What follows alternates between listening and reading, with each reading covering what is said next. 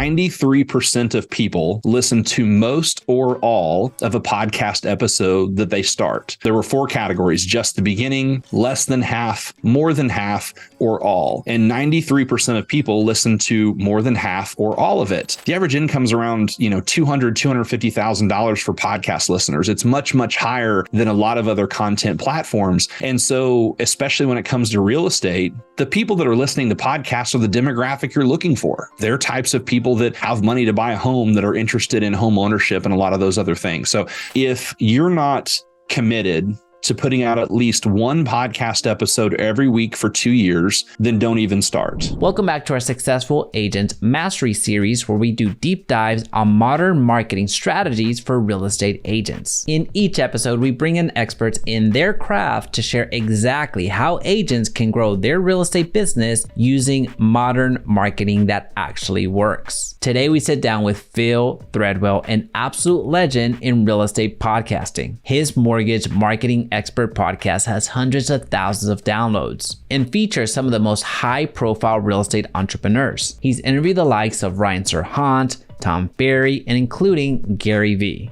And today, he's going to share with you exactly how to get started in podcasting as a real estate professional. He's going to also share the content blueprint for us to follow, along with the secrets to secure high-profile guests for our podcasts. And I really hope that you enjoy listening to our Successful Agent Mastery Podcast Edition. Welcome back to our Successful Agent Mastery Podcast Edition. Today we have none other than Phil Treadwell. Phil, how the heck are you? Man, I'm doing really, really well. I appreciate you having me. Likewise. Well, hey, I appreciate you being here because you were the first person that really unveiled the podcast game for me. Not just for me, I was an intro in the introductory level, so I was just learning it, but also I got to see how a successful podcast that actually gets downloads, not like mine, that gets downloads, how you operated a very successful podcast. You've had some incredible guests, as the audience knows, in the past. The intro has already rolled at this point. The incredible guests that you've secured on your podcast. But my first question for you is just those agents that are, they listen to podcasts, but never really thought, hey, podcasting could out my real estate business. What would you say to them? Let's get them bought into the podcasting game to see how it could benefit their real estate business. It's a great place to launch, because I think a lot of people listen to podcasts, but think either number one, it's too expensive to start, or it's too challenging to start one. And then who's going to listen? Or why do I need that? I'm on social media. I have a YouTube channel. I have all these other different things. And I'll start with throwing out some numbers. I'm kind of a numbers guy. Stats are something that, we should be using to make decisions. And the first thing that I'll say is podcasts have a very high trust audience. And what I mean by that is if someone's listening to your podcast, they're willing to commit at a much higher level than they would if they're just consuming your social media content. When you think about, Instagram and TikTok and Facebook and Reels, short form content is very popular, but we're fighting over seconds, let alone if they listen to, an entire minute or longer. And even on YouTube, you're fighting for a couple of minutes, that listen time. On a podcast, there's a lot of data out there. You can literally just Google, podcast stats 2023 and get a ton of really good information. But recently, Edison Research did a study that said 93% of people listen to most or all of a podcast episode that they start. There were 4 categories: just the beginning, less than half, more than half, or all. And 93% of people listen to more than half or all of it. And the average podcast episode's right around 38, 39 minutes. We'll just call it 40 minutes.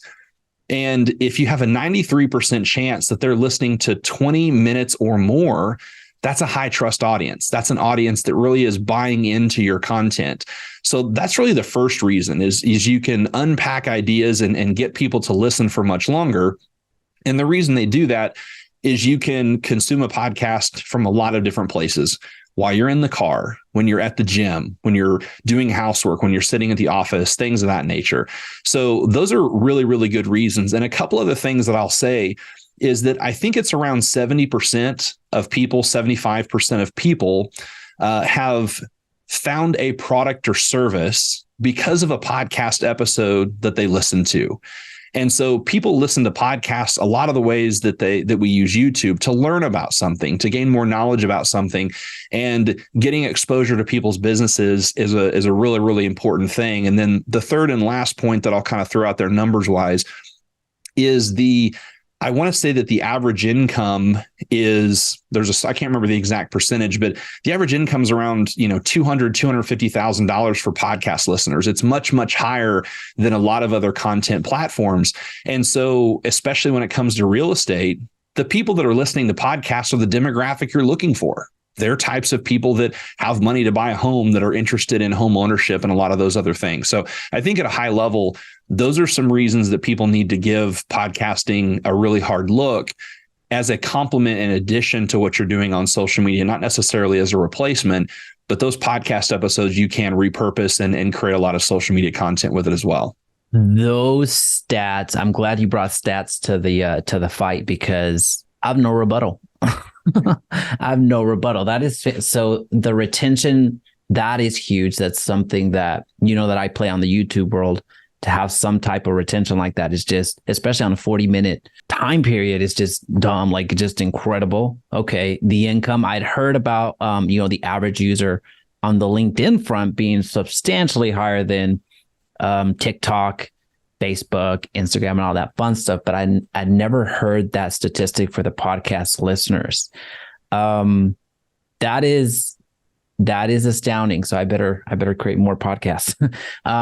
This is a good motivator for me already. I feel like we need to end it now, and I need to start recording. Well, let's step back for a quick second, because one of the things that, again, I think that there's nothing to refute or push back on. I've already been sold, but I'm resold now.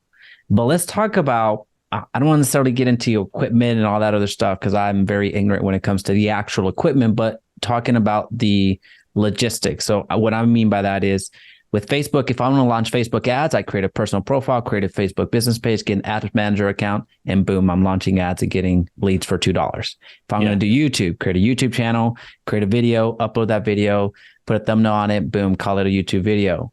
What does the infrastructure look like for a podcast? Yeah, it's a great question. It's much simpler than people think. And the way that I got started was, in short, I had an Instagram page that I was trying to do a podcast, create quotes from experts, and use that to push out a mortgage marketing tip of the day. My podcast is called Mortgage Marketing Expert because that was the Instagram page that I had where we were doing these mortgage marketing tips every day. Because in 2017, 2018 Instagram, it was tip of the day, quote of the day, pick of the day, that type of thing. So that was very native.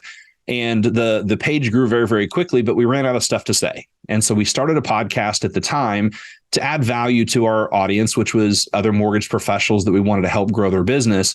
But we really wanted to bring on experts and use those tips. When I got started, I reached out to a group of people. There was a realtor, ironically, who had started a podcast. I was like, man, I love you, but you didn't do this on your own. Who helped you? And they said, you need to use Zoom. At the time, people knew what Skype was, but very few people knew what Zoom was. And he said, you can get a platform for free, have a conversation with someone. And when you record it, that audio file is recorded separately. And you can now use that, or we can edit it out for a podcast. And so, in short, if you want to start a podcast, even if it's in person, really you just need a computer.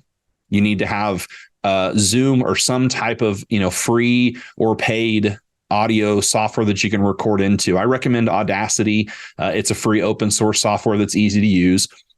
And then a USB microphone. And all a USB microphone is like, a really popular one is like the Blue Yeti. You plug it straight into your computer and you choose that as a microphone. Once you record that podcast, you then need to upload it into a hosting platform. And there's a lot of really good ones out there. There's Libsyn, which is short for Liberated Syndication. There's Buzzsprout. I think Spotify even has its own platform right now. But you have to find a podcast host. And what that host does is when you upload that audio file, that's what syndicates it out to all the podcast players, to Apple, to Spotify, to Amazon Music, to iHeartRadio, to Stitcher, all those types of places. I mean, there's dozens and dozens of ones out there. The only place that you have to actually set up an account with outside of your hosting platform is Apple Podcasts.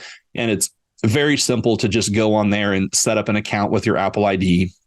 And then you just put the RSS feed, which is just a little link that you get from your hosting platform.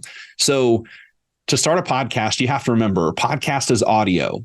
There's a lot of people that see Joe Rogan and Gary Vee, and they have these, really robust video type podcasts. And a lot of people have video shows that aren't even available on podcasting platforms. But again, the power of a podcast is that you can do it anywhere. You don't have to necessarily watch the video, but the infrastructure, the main thing is the hosting platform. They're typically $10 or $20 a month. It's not that much. You just need a microphone that you can record into, some way to capture that audio with some type of a platform. And then you upload it to your host. Outside of that, you just need maybe a cover art, just a square, almost like the CD covers we used to have. There's plenty of places on Fiverr that you can go have someone create one for you cheap, or you can build something in Canvas. You have to have, a cover art. And then I even tell people, you don't even have to have a separate podcast website. That hosting platform is going to give you a landing page that has your logo and your name, and it'll list off all of the episodes that you've had on your podcast. And so you could buy your own domain and then just forward it to that landing page. Or, we have a link tree, and then we just put all the places that you can listen on that link tree. So there's not a huge investment. I started with $100 Blue Yeti microphone, a free version of Zoom, and we used Libsyn, which at the time was like $15 a month. And we did that for probably a year, maybe 2 years, and got to where we were getting, 5, 7, sometimes 10,000 downloads a month on a very, very small setup. I used a little cheap Logitech webcam that I don't even think was high def at the time to kind of talk to people. Later on, we built a more robust, equipment setup where we had, nice mics and cameras and things of that nature. But with podcasting, you have to remember that content is king. If you're having a conversation with someone, or you're sharing information, it's just you talking, and it's information that's relevant that people want to listen to, as long as they can hear you, doesn't have to be some super edited sound. If they can hear you and you're sharing something of value, people will listen. And again, there's tons of other stats. People don't just listen to one podcast. If you're a podcast listener, you probably listen to multiple other podcasts as well. And there's stats around how many people listen weekly and monthly and yearly, but there's still a huge, huge opportunity within podcasting. And we may unpack that a little bit more later, but on topic, you don't need a huge investment to start a podcast. There's just a few basic things you need to do. No, thank you for sharing that and breaking it down. Because when I was starting mine as well, it was like, okay, so I was doing YouTube at the time already, so I understood the video component and I understood the audio component. But now when I have that file, okay, I know that over here on YouTube, I just upload it and life is good. I know that. But over here, do I go straight to Spotify? Do I go? So right. That was huge, right? So you mentioned the one that I ended up going with, which was Buzzsprout, which to your point, it's like $15. Yeah. It's if not the same, very close to how much it costs for you to stand up your website on a WordPress website or a WordPress website. So ongoing costs, it really is just $15. I can't think of anything else that of course, if you're flying somewhere, like all that other stuff, that's going to be different. But as far as ongoing costs, that even beats realistically YouTube, just to be upfront, because with YouTube, you have some additional expenses from the producing side if you end up having somebody else do it. So that's interesting. One of the things that you mentioned, though, is we'll get into some other questions here, but something else that you mentioned was, somebody has already created a podcast or something in your space, that's not a reason not to do it. Right. Because chances are, yes, if they're seeing success, that's fantastic. And you actually want to root for that success, because somebody that that's not the only podcast people are listening to. Right. Somebody else has brought the audience here. You get to benefit from that because you may be covering the similar topics, but you're not saying it the same way. You're not saying the same thing, period. So it's an opportunity rather than, oh, somebody already beat me to it. I don't want to do it. Yeah, I couldn't agree more. My podcast is called Mortgage Marketing Expert because we bring on experts in mortgage and in marketing. And we've evolved to where we talk a lot more about success principles and scaling and mindset and things of that nature. When I got started, there were only a few mortgage podcasts. I didn't know it at the time, but one of them, which is also now one of the largest ones in our space, is called Mortgage Marketing Radio. We had almost identical names, but we never saw each other as competitors because we understood if people are out there promoting why it's important to listen to podcasts on this topic, just like you said, people are going to listen to other ones as well. Now, they may have their preferences, but especially if you're a type of podcast that interviews different guests, people will come for that guest. And that kind of brings up another, topic here that we need to talk about is you need to think about a podcast in terms of the value that you're going to provide the audience. In mortgage and real estate, the only reason that I spoke specifically on topics to build the mortgage business is when I started, I was a regional VP, eventually a national director, where the audience of people that were my quote customers were people that were working for me that I was trying to help build their business, or people that I wanted to create relationships with within the industry and potentially recruit. So since that was my audience, the biggest value that I could provide was helping them build their business. But most of the time in mortgage and real estate, we don't want to talk about mortgage and real estate. Real estate agents, some of the best podcasts out there have nothing to do with real estate, and they will help you build your business. So one quick example, there was a guy who he was in the Northwest and was very passionate about adult co-ed sports leagues, like adult co-ed softball, adult co-ed kickball, all these different things. And he and some friends started a podcast because there wasn't really one in that space around that hobby. And the thing absolutely exploded. Well, because of that, he got to know more people got to know him, and his business essentially tripled in about a year, 18 months.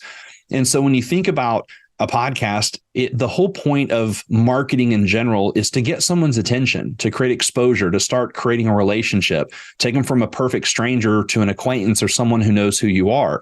So think about things within your community. Maybe you highlight new stores, new businesses, restaurants, developments that are coming in. Maybe it is around one of your hobbies.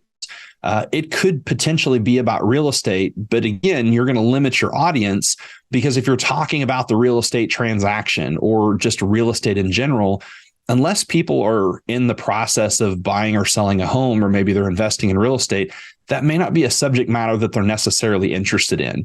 And so those are one of the things that you want to think about from a retention standpoint is what is something you can talk about on a weekly basis or several times a month. They're going to keep people who have subscribed wanting to come back and listen.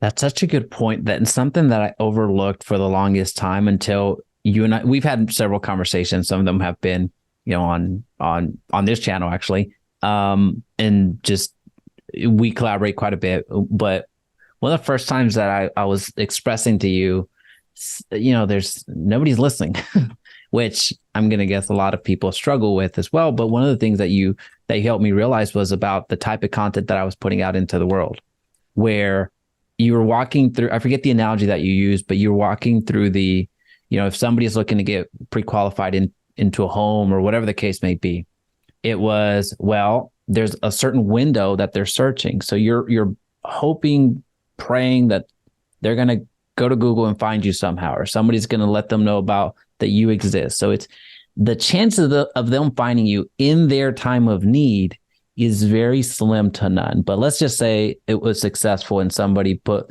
the right podcast episode in their inbox and they listened. Okay, that's great. But that serves such a finite, just part of their journey. They're not going to stay, even if they loved the engagement, the collab, everything else. But if I keep putting that type of content, they're going to eventually age out, AKA they're going to buy that home and they're not going to come back because they don't care about option periods for the 30th time. They just don't. they've already gone through. So that was very eye-opening because I was still thinking YouTube brain. You were, I mean, rightly so, you're on the podcasting side, so you were thinking podcast brain. So that was huge. So when it comes to content, real estate agents, are you suggesting they follow, for lack of a better way of saying it, like follow their passion, follow something that is a bit more, it can have they have permission to do something that has nothing to do with real estate? Yeah, I think that that's definitely an avenue. It doesn't have to be the way that they go. But again, when we contrast it from YouTube, mortgage and real estate professionals, I tell them to put content on there that does talk about the mortgage and real estate process, that does talk about the different elements and the different, processes and stages of the process, or those frequently asked questions, because YouTube is a reference platform. It's kind of a searchable type platform, and podcasts are starting to get that way. But when we think about podcasts, most of the time when you find a podcast, you listen to one of the more recent episodes. You don't start from the beginning and listen from one to however many. I mean, our podcast is somewhere between 180 and 190 episodes. No one's going back to square one. So you have to have something that almost every week, or at least within a few weeks, you're covering some fresh content that people want to listen to. So the first thing that I would have people figure out is, who is the audience that they're trying to reach? And it's okay if I'm trying to reach home buyers. I'm trying to reach people that want to buy or sell real estate. Awesome. Think about those types of people. What are interests they have? What are things that they want to learn about? What are problems that you can solve for them? And through a podcast, if you have a podcast that has enough topics that you can talk about those things, that's your opportunity. Now, I don't even think it has to be that, because podcasting is something that doesn't have a short-term ROI or a curve, if you will. You're going to have to put out content consistently for a while to really build up an audience and for it to generate leads. I know YouTube's the same way, a little bit differently, but Lewis Howes, who has the School of Greatness podcast, is one of the top podcasts in the country. He says, if you're not committed to putting out at least one podcast episode every week for 2 years, then don't even start. And I don't know that I'm that black and white, but I do agree with the concept is, if you're not going to put out at least a couple of episodes a month and you're willing to do it for a year or two, you don't want to start. I've seen so many people that start a podcast are really good for a few months and then fall off, because you have this really cool excitement of, oh my gosh, I've got a podcast, and people kind of want to check it out. And then the newness wears off. And then you're like, oh, okay, well, I get a lead. And there's this roller coaster ride that happens. And until you've put out a couple of few dozen episodes, you may not see any tactical results. I say that because that's why I think it needs to be around a topic that someone does have some interest in, or is something that they're passionate about, because they're going to want to continue to do it. When I started, I didn't expect people to listen to the podcast. I didn't think anyone would listen to a podcast about mortgage marketing. I wanted a reason to interview experts in my industry so that I could take those quotes and put it on this Instagram page. Keep in mind, no one was talking about content repurposing at the time, but I was excited in every interview because these were people in a lot of cases that charged thousands of dollars a month for their time. And I was able to get to know them and learn from them for 30, 45 minutes, sometimes an hour.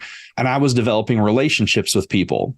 So again, another great idea that you could do for a podcast in real estate is go interview people in a geographic area, business owners, people that are, a part of the community, the mayor and the city planner, and, just different people within the community. I guarantee you that if you have this really cool CPA who really knows and understands, real estate side of it specifically, no one's ever asked him to come be on a podcast before. So they're for sure going to do it. And the couple of things that happens there, you now create a really cool relationship with all of these people in your community. And then whenever you release that episode, they're going to share it with all of the people that they know. Hey, look, I was on this podcast. And that's the very definition of audience hacking. An audience just being people that are in your sphere of influence.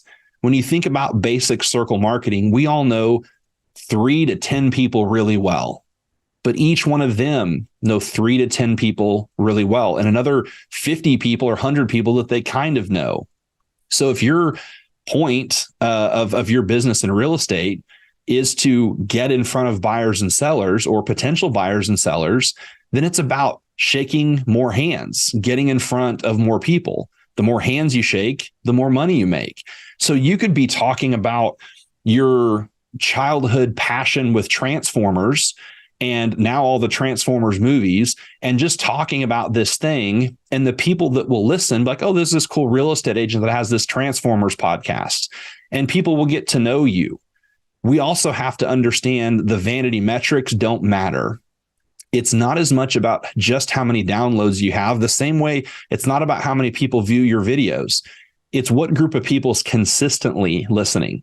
You know, we do about 10 to 15,000 downloads a month on our podcast, but I'm really excited about the couple of hundred people that say we listen every single week. That's really what I'm most excited about, is that community of people that you create that know, like, and trust you, as we all talk about. So the topic is just about finding that group of people that you can develop relationships with better. And as Brittany Hodak says, creating super fans, because that front line is your best access to people that you don't know that are going to help you get in front of buyers and sellers. Boom, boom. Well, let's talk about interviewing. That the interview style, as opposed to carrying the podcast yourself. One, I really like that model. With my podcast, I had a business partner, Joseph. He's the one that we would go back and forth. It was, I thought it was pretty good. I am biased. However, with that being said, when we're talking about securing guests, maybe not as co-host, but as, hey, would you like to come onto my podcast? Can you share how you would go about that if you're starting a brand new podcast? The reason I ask this is because you've been wildly successful. You've had Gary Vee on your podcast. You've had other very influential folks that people recognize. So how does that happen? Like, what are some tips? How can we wrap our arms around that? Yeah, great question.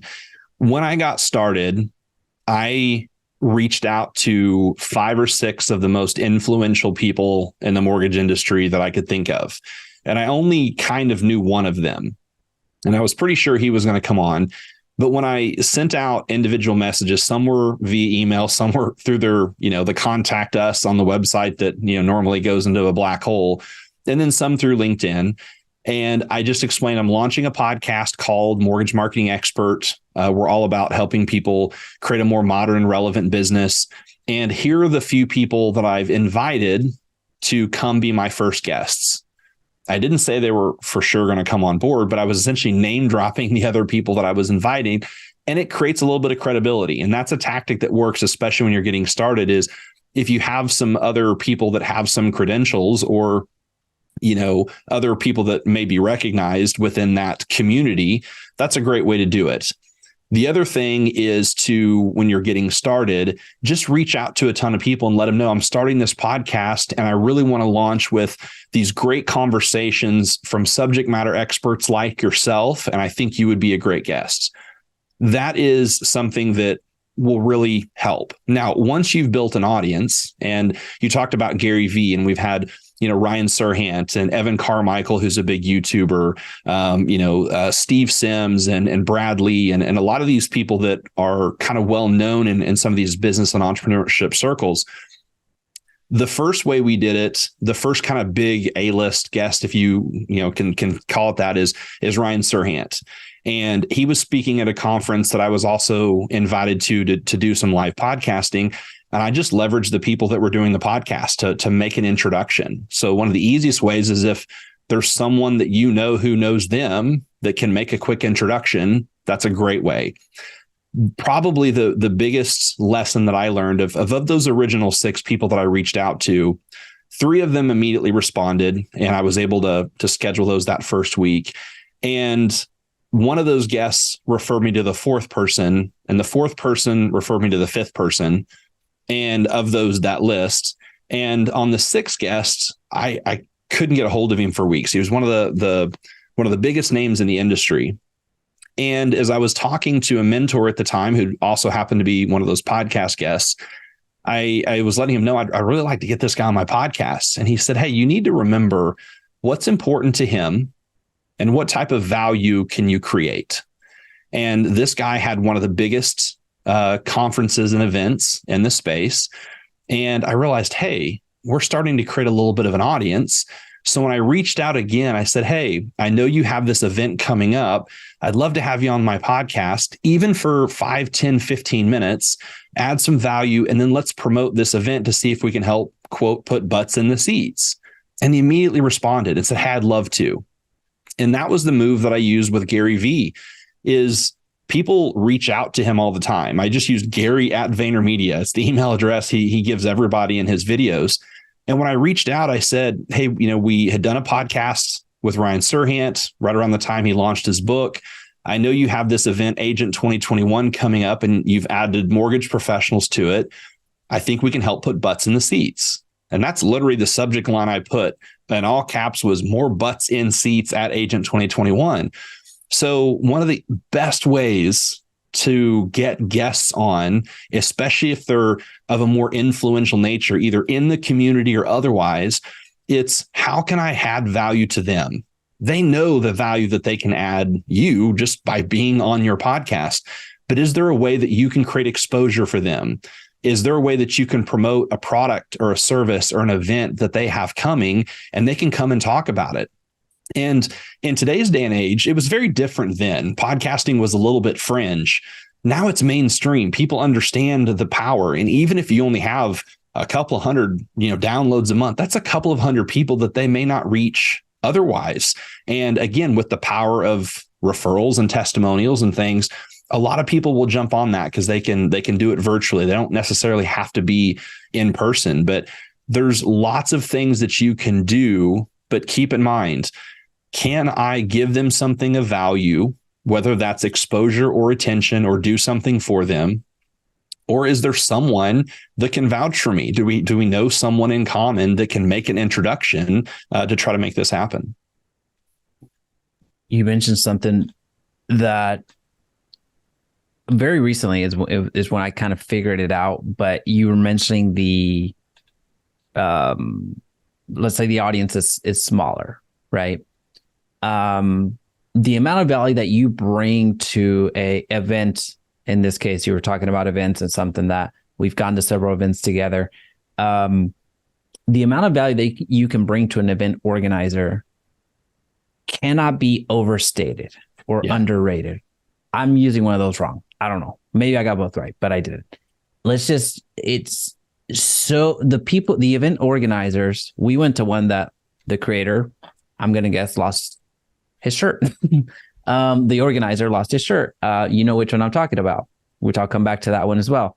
But you have such high trust with your audience, where even if your audience gets exposed to it, and let's just say 20 of them convert, well, in some of these events, the tickets are 500, 1,000, 5,000, whatever.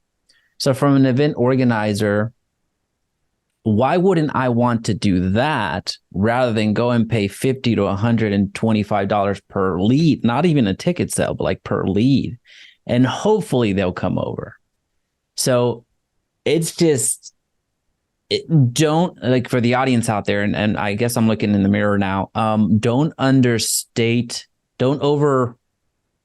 using these wrong, Phil, but don't underestimate the value that you can bring to other people, especially in the space that we're in. That's 100%. One thing that just reinforced. It was something that very recently, it was right around the time where we went to the event, but I need to compliment you for a quick second, because as far as providing value to other people, I don't think I've met somebody that's more effective at doing that, where you not only provide value and are able to, grow your podcast and continue growing it and helping other people along the way, but even independent of podcasts, I see the way that you continue to help people, just that some well-known people, where they feel so indebted to you that then this isn't why you do it, but like you get so much value back from them in the form of gifts. I've been the beneficiary of a very expensive gift from you. So one of these events where you help them get what they want, and in gratitude, they helped you immensely. I would imagine you know specifically what I'm talking about. So I don't know if you could kind of speak on that a little bit more, because I think a lot of us kind of miss it. I think a lot of us just don't necessarily. A lot of us go in just brute force, like, "Hey, can I get?" And then when they say, "Of course, no," they give up. So can you speak on that? Because you just pay it forward like nobody that I've ever met. No, and I first of all, I appreciate the kind words, but you're also really, really, really good at this. And it's something that I think, you push me to do at a higher level, because you also do the same things. And I think we've both really reciprocated in our areas of expertise, how we can add value to each other, which is why we've got a cool, relationship and friendship. I think that what I kind of call it social capital. I don't purposely try to add value or do things to people to fill up some, social capital account or anything like that. But it goes back to the old Zig Ziglar adage of, if you help enough other people get what they want, in the end, you'll get what you want. And, you can call it sowing and reaping. You can call it karma. You can call it a lot of different things, but it's kind of a law of the world that is probably not talked about enough, and is something that people need to pay attention to. For me, almost every single business success that I've had or kind of breakthrough has come from a friend or a mentor taking their experience and imparting it to me in wisdom. And I've always had a lot of good coaches or really had people around me that I felt like have added a lot of value to me. And so I do feel, like you said, it's weird, almost indebted to where I need to go do the same thing for other people. And there's pay it forward. And again, there's a lot of expressions you can use. But if you think about true business, people pay for solutions to their problems. They pay with their time, they pay with their loyalty, they pay with their attention. If someone's sitting at a doctor's office and they've, got there 30 minutes early or 15 minutes early to fill out paperwork, and it's 30 minutes after their appointment time and they're still waiting to go back, to the exam room, and they open up social media or they open up YouTube, the problem they have is they're trying to escape their environment. They want to be entertained. They want to be informed. And so no one is in that environment opens up and said, man, I hope a mortgage or real estate professional gives me a vocabulary lesson on, the process terms, or, how much, production they did the month before. And if we think about that, they'll pay you with their time and attention if you give them something of value.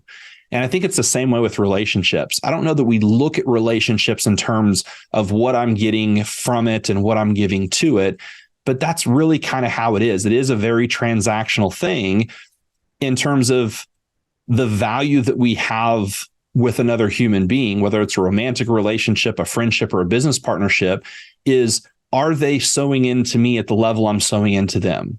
We all have those, taker relationships that we've been on one side or the other of. And I think it's just, if you treat people, not the golden rule, which is, treat people how you want to be treated. It's the platinum rule. Treat people how they want to be treated. Well, most people want to be treated with respect. Most people want to be treated in terms of, I've paid enough attention to what's going on with them that I can try to offer something of value. That's how we're able to get podcasts on. Like, they had a need or a problem that we could potentially help solve. And in turn, they reciprocated that with their time or their expertise. And a lot of terms, audience. Gary Vee recorded, his team recorded the audio and video of the podcast we did. And he actually released it on his podcast before my team had a chance to release it. So we had all kinds of people reaching out before I'd even released the podcast episode. And when you think about the same way in a community, if you're interviewing people or a niche, when they share it, some of those people will listen to your podcast and continue to keep listening to your podcast. And so for me, it's just about, how can I add value to people? And I think this term value is more complicated than it needs to be. Sometimes it's a text that says, hey, I saw what was going on. Let me know if there's anything I can do to help. Or, hey, I know you like steak. I just drove past this steakhouse. Have you been there? If not, you definitely need to try it. Right? All of us from an ego standpoint want to be the person who receives a call or a message that says, hey, this made me think of you, or I saw this and thought of you. That's valuable to people. That's something as humans we really want and need. So we don't have to overcomplicate it. If you just do that enough and find ways to serve people, to add value to people, to be respectful with people, they want to reciprocate. One of the things I'll kind of end with this. One of my mentors said something at an event years ago before he was even my coach or mentor. No one reciprocates with takers. And that stuck with me. Okay, what's the opposite of that? People do reciprocate with givers. And so you even said it like, people that are almost, quote, indebted. I definitely don't ever want anyone to think they're ever indebted to me. But I think as humans, we want to reciprocate with people that add value to us. And that's kind of a hack that we can all use. And then when we do need something, since we've constantly not gone to them with our hand out all the time, they're more than willing to help out any way they can. That's so good. That's so good. I want to be super respectful of your time. So I want to ask you one more quick question that's going to help a lot of the viewers accelerate something that you are, that you've mastered and you continue to grow. It's not the end of the line, obviously, but what would you do different here in the last, how long have you had your podcast? About 5.5 years. 5.5 years. If you could go back and rerun that race and get right back to the point, I'm just right back to the point that you're in, what would you do different in those 5 years to help you get back here a lot quicker? That's a great question. I think that in today's day and age, there's a lot more resources that can help. And there just wasn't back then. It was a lot of trial and error and coordinating with other podcasters. If I could do anything over to kind of get where I am now, as far as, audience size and downloads and whatnot, I would have been a little more consistent. There's never been a month that we've not at least put out one episode. But one of my best friends who actually has a real estate podcast called the Massive Agent Podcast, it's Dustin Brome. One of my best friends, we've been, podcasting together, so to speak, as friends for years. And his podcast is about 6 years, and he's put out a podcast episode every single week for 6 years. And that's a huge commitment. And I know that that's a challenge, but I would have been more consistent. And the other thing I would have done earlier on that we're probably just now starting to do with this last year is pay attention to where your audience comes from. Meaning, as you promote it on Facebook and YouTube and Instagram, whether you use Bitly or Rebrandly or Chartable, there's a lot of places where you can get, customized links and track the click-throughs. I would have paid a lot more attention to where my audience came from so that we could really lean into that and kind of create a growth curve. And then I think third is we would have done better about creating a good email list and promoting it through email as well. That's not something we've done a great job at even now, but I don't know. Those are the kind of a few low-hanging fruit. No, I love that. I love that so much. You have the consistency component. That's huge.